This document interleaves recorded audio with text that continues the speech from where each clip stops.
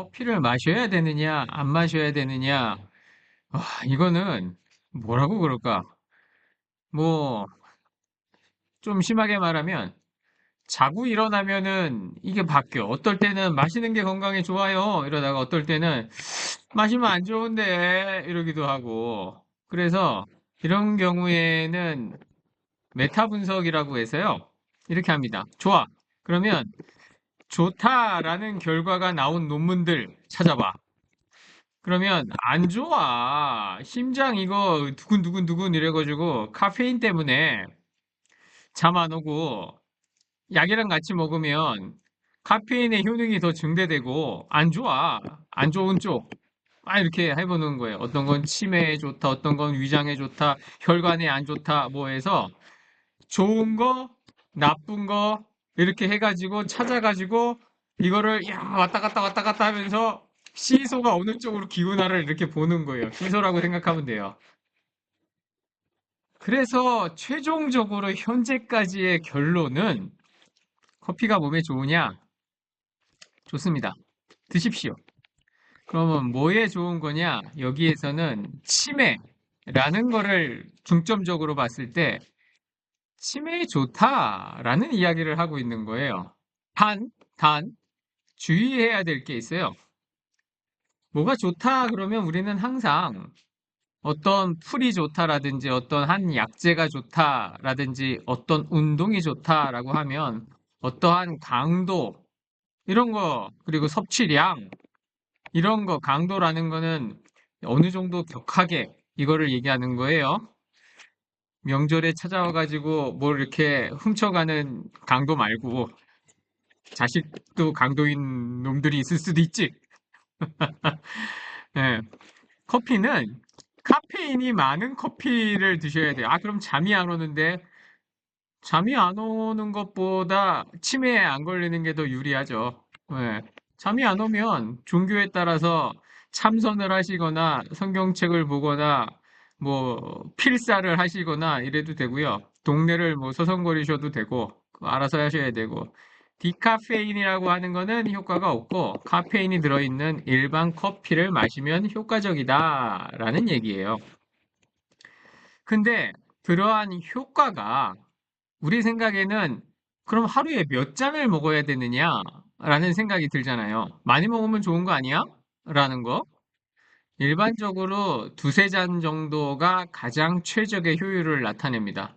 더 많이 먹는다고 해가지고 남들이 치매 걸릴 걸 내가 안 걸리고 이러는 게 아니에요. 물론 이거는 굉장히 오랫동안 한 40년 정도 예, 조사를 한 결과예요.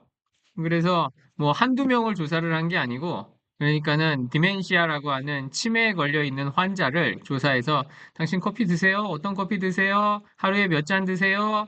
언제부터 먹었어요? 이런 거를 한 40년간 무수하게 많은 사람들에게 정확한 숫자가 생각이 안 나서 그러는데요. 수십만 명 단위로 조사를 한 거죠. 뭐 몇십 명, 몇백 명 수준이 아니고. 그랬을 때에 하루에 두세 잔 먹어요. 아침에 일어나가지고 뭐 믹스 커피 먹고 교육 들으러 가가지고 꼭 바깥에 커피 있대 해서 커피 마시고 저녁 먹고 나가지고 나오면서 입가심으로 또 뭐 이렇게 커피 한 잔 마시고 이런 사람들이 아유 커피 먹으면 잠 안 오고 화장실 자주 가야 되고 뭐 이런서 난 안 먹을 거야 라고 했던 사람들보다 치매에 한 20% 정도 덜 걸리더라 라는 거예요. 그래서 이렇게 생각하면 되죠.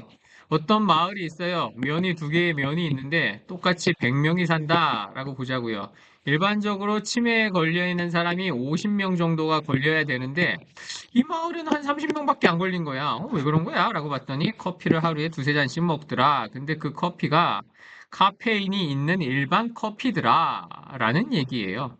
그러니까 선생님들이 특별히 커피 전문점이나 이런 데 가셔가지고 저 디카페인으로 주세요. 카페인 없는 걸로 주세요. 라고 하지 않으면 다 카페인이 들어있는 거거든요. 그러니까 그런 이런 거 마시고 그러시면 그만큼 치매에 걸릴 확률은 줄어든다라는 게 어제 정도까지의 과학적인 사실이에요. 이게 뭐 또 장기적으로 뭐 한 200만 명 정도를 한 50년 동안 연구해가지고 다른 결과가 나올 수도 있겠지만 뭐 그런 경우는 희박할 거라고 봐요. 현재 디멘시아라고 하는 치매에 걸리는 거에 대해서는 긍정적으로 보여진다라는 거예요. 단 여기서 우리가 여기가 지금 채널이 농업 채널이잖아요. 커피 마시는 거랑 농업이랑 무슨 상관이냐라고 할 텐데, 우린 이제 조금 있으면 나무를 심어야 되고요. 나무를 잘 살려야 됩니다. 나무를 심는다는 거, 심고 나서 우리가 하는 거, 뿌리에다가 물을 주는 거, 생육기에도 물을 주는 거. 그러면 과연 우리가 물을 줄 때 그 물을 얼만큼 줘야 효과가 좋겠느냐라는 거예요. 이게 이제 우리의 생각인데요. 현장에서 하는 생각이 경험에 의한 것이 많고요. 그 경험이 들이맞을 때도 있고 안 맞을 때도 있고 안 맞으면 고치면 되는 거예요. 맞으면은 맞는 대로 하면 되는 거고. 그러니 뭐 맞다 안 맞다를 가지고 싸운다라기보다 과거의 방식이 잘못되었으면 고치면 된다. 근데 내가 지금 한 30년 동안 이렇게 살아왔는데 이게 맞지 않아? 라고 하면 뭐 명절에 모여가지고 자식이랑 싸움 나는 거죠, 뭐. 뭐, 정치적으로 뭐가 어떠니 저쩌니 뭐 하고 뭐, 자식이야, 너는 자식아, 뭔 코인 뭐 말 되지도 않는 뭐 그런 거를 하고 있어라고 하는데 자식이 훨씬 더 부자일 수도 있고. 예. 땅 그거 뭐 한 7천 평 갖고 있는 거보다 군대에 있을 때 코인 투자해가지고 뭐 한 애들이 뭐 훨씬 더 나을 수도 있고. 그래서 우리가 살펴볼 거는 현재 농업적으로 우리가 물을 준다라고 하면 기본적으로 물을 어떻게 줘요? 선생님 뭐 텐시오미터나 이런 거 있어요? 뭐 스마트팜이라서 휴대폰으로 뭐 토양이 가물면 어느 정도 뭐 한 8헥토 파스칼 정도 됐다라고 하면 관수 개시한다고 뭐 이렇게 알람 뜨고 그래 봐야 현장에서 우리가 적용한다라는 게 좀 어려워요. 그래서 쉽게 생각하면 이래요. 물을 어떻게 줘? 일주일에 한 번 줘? 뭐 한 번 틀 때마다 한 3시간씩 줘? 뭐 이런 개념이지. 내가 뭐 물을 했을 때 1시간에 물이 총 내 3,000평인데 20톤이 나가고 있고 그걸 2시간 주고 그 다음에 내 밭은 사질 토양이니 점질 토양이니 이래서 마르는 속도가 다르고 착과량이 다르고 줬던 비료량이 다르고 연차가 달라서 이게 어렵단 말이에요. 그래서 이번에는 그냥 물이라는 거 하나만 신경을 써보자고요. 그래서 단순하게 물을 한 방울 줬을 때, 두 방울 줬을 때, 세 방울 줬을 때, 네 방울, 다섯 방울, 어떤 때가 가장 효과적으로 우리가 물을 줬다라고 할 수 있는 거냐라는 건데요. 물을 준다라는 거는 뿌리가 양분을 가지고 올 수 있게 해준다라는 거예요. 질소도 갖고 와야 되고, 인도 갖고 와야 되고, 가리도 갖고 와야 되죠. 칼슘도 갖고 오고, 황도 갖고 오고, 마그네슘 갖고 와야 될 거 아닙니까? 그 외에도 붕소도 갖고 오고, 아연도 갖고 와야 되고, 갖고 올 것들이 쭉 있지만, 중요한 것들을 갖고 와야 되는데, 이놈의 것들을 그냥 먹는 게 아니고, 생라면을 먹는 게 아니고, 끓여 먹는다라는 얘기예요. 뽀글이를 해서 먹는다라는 얘기예요. 어쨌든 간에. 그러면 뿌리에다가 물을 공급을 하는데, 공급하는 방식이 양쪽에다가 물을 주는 거. 한쪽만 주구장창 주는 거.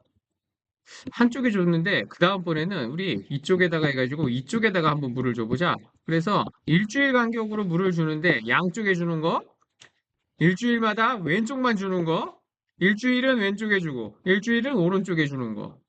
그렇게 해가지고 물을 한번 줘봅시다. 그럼 물을 줬을 때 나무가 고마워하는지 안 고마워하는지는 어떻게 하느냐? 나무한테 물어보면 되죠. 그 물어보는 게 일단 이파리가 뭐 생생해? 시들었어? 이파리의 크기가 다음에 나오는 이파리가 커? 아니 쪼뼛해? 햇볕 많이 봐가지고 더워 죽겠어? 라든지 이파리가 왜 이렇게 짤뚱하고 오그라들었어? 이런 걸 보면 알겠죠. 열매가 안 굵네 라든지 야 왜 갑자기 사과가 지금 벌써부터 이렇게 빨갛게 햇볕 보는 데가 이러지? 물이 잘 안 들어가나?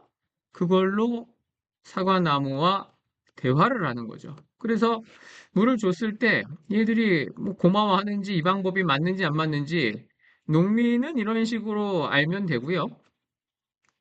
그러면 이 방법이 맞습니다라고 주장을 해서 선생님들 앞으로 FT나 뭐 혹시 신품종이나 지역 특화 품종 이래서 뭐 골든볼을 하거나 시나노 골드를 한다거나 뭐 아리원을 한다거나 뭐 이런 걸 하실 때 과수원을 갱신하는 비용을 어느 정도 보존해 드리겠습니다. 50% 지원해 드릴게요. 어떤 데는 뭐 80% 지원해 드릴게요. 자부담 필요 없어요. 100% 지원해 드릴게요. 대신 저희는 1000평만 해드려요. 뭐 이런 조건들이 있을 수 있잖아요. 이럴 때 관수를 그럼 한쪽만 해야 되나? 미니 스프링클러를 써야 되나? 한쪽을 번갈아 가면서 하라고? 일단 그럼 두 줄을 깔고 일주일은 그거 하고 쉬었다가 일주일은 이쪽을 하면 얘가 위기의식을 느껴가지고 뿌리가 더 잘 자라는 건가? 그게 농사에 도움이 되는 건가? 이런 거를 한번 탐구해 보는 시간이다라는 거죠. 다시 처음으로 돌아가서 기억을 까먹으셨을까 봐 선생님이 치매에 걸리지는 않으시겠지만 커피를 한 잔 먹는 것보단 두 잔이 낫고요. 두 잔보다 세 잔이 조금 나은데 두 잔, 세 잔, 네 잔, 다섯 잔의 차이는 별로 크지 않다. 그러니 카페인이 들어있는 커피를 하루에 두세 잔 마시는 거는 치매 예방에 효과가 좋다라는 거를 처음에 배웠잖아요. 그럼 우리는 물을 어떻게 줘야 되느냐라는 건데 결론을 말씀드리겠습니다. 세배를 어떻게 해야 되느냐 이런 거 있죠. 명절에 왼손이 손 올라가냐 오른손이 올라가냐 손을 벌려야 되느냐 절을 한 번 하고 그 다음에 앉아야 되느냐 뭐 죽었냐 내가 두 번 절하게 뭐 이러기도 하고 뭐 이러잖아요. 요새 절을 안 할 수도 있는 것이고 예, 뭐 그러면 결론적으로 얘기를 하면은요 번갈아 가면서 주는 게 가장 좋습니다. 무슨 말이냐면 물을 그냥 양쪽에 주구장창 트는 것보다 이 말은 다시 말하면 커피를 다섯 잔 마시는 것보다 두 잔만 마시면 돼. 필요 없이 많은 물을 줄 필요가 없어. 라는 얘기고요. 그러면 이 커피를 그 우리가 늘 먹던 컵에 늘 먹던 것만 먹어야 되느냐? 아니다. 라는 거죠. 오늘 아침에는 집에서 커피를 먹고 그 다음에 점심에는 식당에 가서 먹어도 된다라는 얘기예요. 즉, 바꿔가면서 주면 뿌리가 더 오히려 잘 자란다라는 거를 알아내게 된 거예요. 그래서 왜 그러느냐라는 건데 나무가 뭔가가 이제 뿌리 쪽으로 양분도 들어오고 뭐 하잖아요. 그 한쪽에만 물을 주면 나무가 이렇게 있을 때 이쪽에 있는 양분만 가져올 수 있어요. 그런데 이쪽에도 물을 주면 이쪽의 양분도 가져올 수 있고. 아니 박사님, 그러면 물 양쪽에다가 다 주면 되잖아요. 라고 하는데, 제일 뭐, 무난한 방법이기는 한데, 그렇게 되면 물의 양이 많아질 거고요. 물의 양이 많아지게 되면, 기본적으로 물에 녹는 양분들을 가져오기가 어려워지고, 오히려 놓치게 될 거다라고 보시면 됩니다. 그럼 물을 적당히 주면 되잖아요. 라고 하는데, 적당히가 얼만큼인지 어떻게 알아요? 뭐, 한 삽 파봐가지고 손으로 쥐어가지고 뭐, 그 적당히는 모른다라는 거죠. 그래서 식물을 잘 키우는 방식은 매일같이 물을 주고 잎을 쓰다듬고 하는 게 아니고요. 적당히 방치하는 사람들이 오히려 식물을 안 죽이고 잘 키울 수 있어요. 동의하세요? 네. 한 5일이나 일주일마다 물 대충 주고 그냥 화분 이렇게 방향을 바꾸고 이러면 집에서 키우는 게 잘 크는데 아이구야, 매일같이 물 주고 이파리 닦고 나는 그래도 돼요. 나는 그래도 되는데 일반적으로 이파리가 너무 대대한 거는 그러면 뿌리가 썩는다라고 하는 게 양분을 흡수할 수 없기 때문에 죽게 됩니다. 이파리가 성장을 못하게 되고. 그래서 결론적으로 봤을 때 조금씩 번갈아 자주 주는 게 오히려 유리하다라는 겁니다. 박사님, 자주 주지 말래매요. 조금씩이 들어갔잖아요. 그러니까 내가 사질 토양이면 자주 주는 거고, 점질 토양이면 간격을 넓게 해서 주는 거고. 박사님, 간격이 좁다 넓다는 며칠인가요? 아우, 진짜 이게 어렵습니다. 이래서 제가 뭐, 제 농장이면 제가 알아서 하겠는데, 선생님 농장에 제가 선생님도로 화장실을 몇 시간마다 가야 된다라고 정해드릴 수는 없잖아요. 기본적으로 그냥 일주일 정도가 적당하다. 자주는 4, 5일이고 넓게는 10일에서 2주 정도가 넓은 거다라고 기본적으로 보시면 될 것 같습니다. 체코에서 그래서 연구를 해본 건데요. 물을 많이 주면 선생님들 생각에 한번 해보세요. 물을 많이 주면 뿌리가 많아질 거다라고 생각을 하죠. 그런데 정확히 반대의 결론이 나타납니다. 물을 많이 주면 생각해 보세요. 일단 적당하게 물이 많이 공급이 되면 뿌리가 많을 필요가 없잖아요. 늘 물이 공급이 되는데 늘 배지에 일정량의 양분과 물이 흐르고 있으면 그게 딸기든 토마토든 뿌리를 많이 내놓을 필요가 없다고요. 뿌리가 많이 나오려면 물이 좀 없는 편이 유리하겠죠. 근데 여기에서 또 기가 막힌 차이가 있습니다. 뭔 차이가 나타나느냐 하면 명절 전에 공부하는 게 조금 어려울 수 있어서 그냥 화면만 몇 개 보여드리고 곧장 결론으로 넘어 들어갈게요. 이게 결론의 화면이에요. 무슨 말이냐면 선생님들이 지금까지 배워오셨던 내용이요. 뿌리가 물을 찾아서 새로운 뿌리를 만들고 그렇기 때문에 가물면 뿌리가 더 깊게 퍼진다. 깊게 들어가고 옆으로 물을 찾아서 퍼진다. 라는 거잖아요. 근데 여기 뭐라고 적혀 있습니까? 마른 흙에서는 뿌리가 물리적으로 뻗어나갈 수 없습니다. 라고 되어져 있죠. 다시 한번. 마른 흙에서는 뿌리가 물리적으로, 어려워요. 그렇지, 어려워요. 저도 어려워. 말이 벌써 이상하냐. 물리? 뭐 이런 말이 나왔잖아. 쉽게 말하면, 창호 문이 있는데 한지가 발라져 있는 거예요. 그냥 손으로 뚫기 어렵다라는 거예요. 침 묻혀서 뚫으면 잘 뚫리고. 우리 생각에는 말라 있으면 뿌리가 그 어디 축축한 데를 찾아서 점점 내려가거나 옆으로 퍼지지 않겠어? 라고 생각하지만 그렇게 안 된다라는 거예요. 마른 쪽으로는 어차피 못 간다라는 거예요.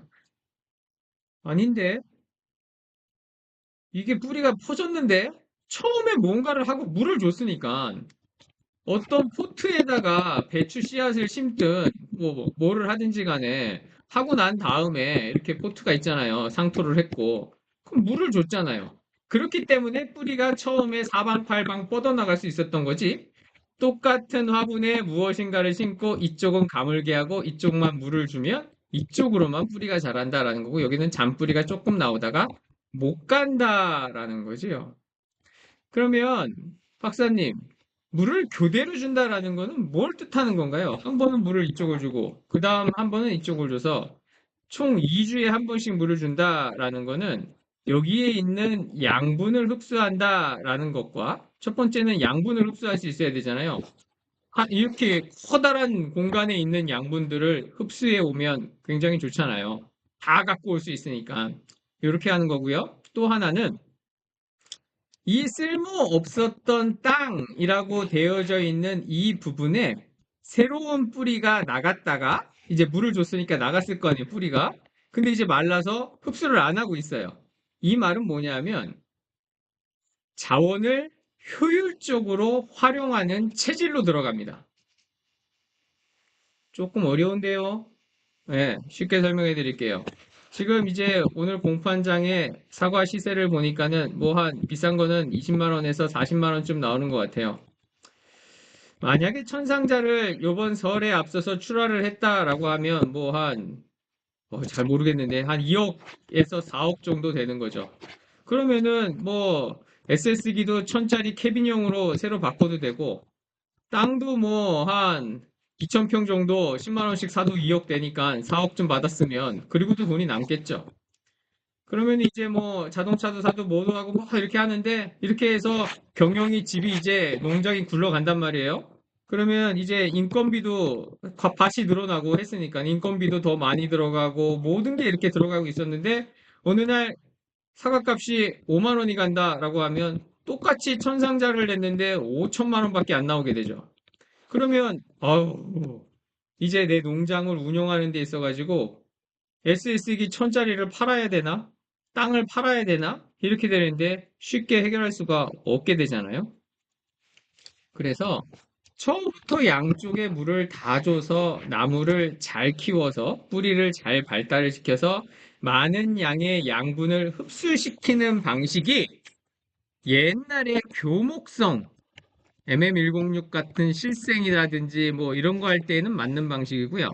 이제 M26이나 M9이나 G11이나 뭐 41이나 30이나 935나 뭐 이런 식의 대목들을 사용을 하고 있을 때에는 뿌리가 적게 자라게끔 하는 것도 새로운 기술 체계가 된다라는 겁니다. 커피를 안 마시거나 잔뜩 마시거나가 아니고 중간에 접점을 찾아야 되는데 그 접점이 선생님들한테 물을 적게 주라 그러면 이파리가 그럼 세들세들해지는데 그 정도로 적게 주라는 얘기는 아니죠. 단지 그 물을 줄 때 뿌리라는 거를 항상 생각을 해서 물이 너무 흥건히 많아지면 맹탕이 돼가지고 양분을 흡수를 못한다. 군대에서 훈련 받아 보셨잖아요. 뭐 어떤 훈련을. 혹한기는 아니지. 여름에 유격 훈련 받다가 보면은 그 생수통 같은 거 이런 거 놓고 옆에다가 포도당 알갱이 같은 거 하나랑 소금이랑 막 이런 거 있어서 같이 먹게 하잖아요. 맹물 많이 마시면은 몸에서 땀이 나면서 땀으로 미네랄들이 날아갔기 때문에 그런 것들을 보충을 해주지 않으면 사람들이 이제 탈수 현상이 있어서 몸에서 이제 근육을 움직일 수가 없게 되고 이렇게 돼가지고 힘들어지는 거죠. 그래서 선생님들이 이제 포트묘 같은 거 이런 거를 심거나 일반 묘목을 심거나 이래야 되는데 고민이 있으실 거예요. 물은 어떻게 줘야 되는가? 어떻게 주는 게 잘 주는 것인가? 물은 왜 줘야 되는 것인가? 포트묘면은 포트묘를 이게 포트가 부셔지지 않게 심어야 되는가? 여기에서 돌림뿌리라고 하는 가장자리에 돌아가고 있는 뿌리들을 자르고 심는 게 나은가? 그 중에서 선별해서 잘라야 하는가? 뭐 이런 것들이 궁금하시잖아요? 그런 것들도 당연히 답은 있죠. 정답이라는 건 뭐냐고요? 시소 같은 거예요, 시소. 이렇게 시소. 여기 이제 중간에 있고. 그래서 이쪽이 좋은 쪽이고 이쪽이 나쁜 쪽이다라고 하면 어느 쪽으로 기우느냐를 현재까지의 정답으로 확인을 하고 있다라는 거죠. 그래서 방법은 있는데 선생님들이 아직까지 그러한 정보에 대해서 배우지 않아서 몰랐을 수 있는 거죠. 박사님 말씀하시는 거를 보니 포트묘나 이런 거를 심을 때 부셔서 심어야 되는지 잘라야 되는지 정답을 오늘 말해 주실 것 같지는 않네요. 라고 하는데 예, 모든 내용을 다 공개하지는 않죠. 사업 대상 농가들도 있고 하니까 사업되는 대상되는 농가들한테는 뭐가 정답인지 알려드릴게요. 정답이라고 말하는 거는 최소한 뭐 논문이 있다거나 뭐 한 돈 내기를 했을 때 잃지 않을 정도로 무엇인가가 확실할 때 정답이라고 이야기를 해드립니다. 명절이 다가오고 있습니다. 명절 가족들이랑 즐겁게 보내시고 제가 하나 추천하는 거는 그 지금 이 영상을 보시는 분들은 대부분 이제 시골에 계시는 농사를 짓는 분들이잖아요. 도시에 자녀들이 오는 거고. 집안을 미리 정비하지 말고요. 청소도 하지 마시고 오면 좀 도와달라 그러세요. 자식들한테. 자식들 와가지고 손주들은 맨날 뭐 저 방에서 예, 휴대폰 보고 있을 거 뻔하고 자식들이 물론 잘 도와주기는 할 텐데 따라다니는 것도 쉽지 않죠. 뭐 복잡하기도 하고 마트에 가도 그렇고 커피야 뭐 집에도 있는데 뭐 그렇게 비싼 돈 주고 그걸 마셔 하실 분들도 계시고 그러니 그냥 눈이 있으면 눈이 있는 대로 좀 내버려 놨다가 야 이거 눈 좀 치워줘 내가 기력이 옛날 같지 않아 이렇게 좀 죽는 척하고 아픈 척하고 뭐 이러시고 모여가지고 이렇게 땀 흘리고 뭐 하고 그리고 만두라도 빚어 먹으면 맛있지 그거 뭐 예. 장작 팰 거 있으면 엔진톱 이런 거 시동은 걸리게 해놓고 좀 이렇게 해서 두시고 뭐 보일러실 이런 거 좀 지어야 될 것 같으면 미리미리 다 해놓지 마시고 옛날에는 내가 너희들을 돌봐줬는데 이제는 내가 너희들의 돌봄을 받아야 된다라고 슬슬 인식을 시키시는 것도 우리 아버지는 뭐 쇠도 씹어먹으실 뿐이요. 물론 그렇기는 했는데 이제는 좀 늙은 척을 해도 된다라는 얘기입니다. 제가 어느 정도 장성한 자식의 입장이 되어 보니 어, 젊었을 때 혈기왕성한 아버님이 어느 순간 약간 안쓰러워 보일 때가 있어요. 예, 이게 철드는 건가? 그럼 우리 아버지 이제 돌아가시나? 다음에 뵙겠습니다. 건강하세요. 명절 잘 보내시고요.